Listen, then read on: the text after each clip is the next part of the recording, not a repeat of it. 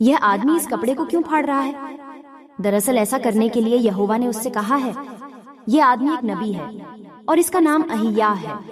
क्या आपको मालूम है नबी किसे कहते हैं? नबी उसे कहते हैं जिसे परमेश्वर आगे होने वाली बातों के बारे में पहले से बता देता है। अहिय्याह के साथ यहाँ जो आदमी खड़ा है उसका नाम यारोबाम है। यारोबाम को राजा सुलेमान ने इमारत बनाने के काम की देखरेख के लिए रखा था। जब अहिय्याह यारोबाम से रास्ते में मिला तो अहिय्याह ने एक अजीब सा काम किया। वह जो नया कपड़ा पहने हुए था उसने उसे उतारकर उसके 12 टुकड़े कर दिए। फिर उसने यारोबाम से कहा, 10 टुकड़े तुम रख लो। पता है अहिय्याह ने यारोबाम को 10 टुकड़े क्यों दिए? इसका जवाब हमें अहिय्याह की बात से मिलता है। उसने कहा कि यहोवा सुलेमान से उसका राज्य छीनने वाला है और इसराइल के 10 गोत्र पर यारोबाम को राजा बनाने वाला है। इसका मतलब अब सुलेमान के बेटे रहूबियाम के पास राज करने के लिए सिर्फ 2 गोत्र रह जाएंगे। जब सुलेमान को पता चला कि अहिय्याह ने यारोबाम से क्या कहा तो वह झुंझला उठा। उसने यारोबाम को जान से मारने की कोशिश की, पर यारोबाम मिस्र भाग गया। कुछ समय बाद सुलेमान की मौत हो गई। उसने इसराइल पर 40 साल तक राज किया। उसकी मौत के बाद उसके बेटे रहूबियाम को राजा बनाया गया।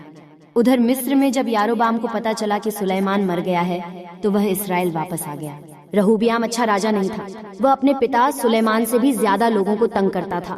तब यारोबाम और इसराइल के कुछ बड़े लोग राजा रहूबियाम के पास गए और उससे कहा कि वह उन पर थोड़ा रहम करे, पर रहूबियाम ने उनकी एक न सुनी। इसके बजाय वह पहले से भी ज्यादा लोगों को परेशान करने लगा। इसलिए इसराइल के उत्तर के 10 गोत्रों ने यारोबाम को अपना राजा बना लिया, लेकिन दक्षिण के 2 गोत्र बिन्यामीन और यहूदा रहूबियाम को ही अपना राजा मानते रहे। यारोबाम जब राजा बना तो वह नहीं चाहता था कि उसके राज्य के लोग यरूशलेम जाकर यहोवा के मंदिर में उपासना करें। इसलिए उसने सोने के 2 बछड़े बनवाए और अपनी प्रजा से कहा कि वे उन बछड़ों की पूजा करें। इसके बाद से पूरे देश में बुरे बुरे काम होने लगे। जहाँ देखो वहाँ मारकाट मची थी। इसराइल के 2 गोत्र वाले राज्य के लोग भी सुख चैन से नहीं जी रहे थे। रहूबियाम को राजा बने 5 साल भी नहीं हुए थे कि मिस्र के राजा ने उसके देश पर चढ़ाई कर दी। मिस्र का राजा यहोवा के मंदिर से कई कीमती सामान उठा ले गया। इसलिए यहोवा का मंदिर सिर्फ कुछ ही समय तक वैसा रहा जैसा उसे बनाया गया था।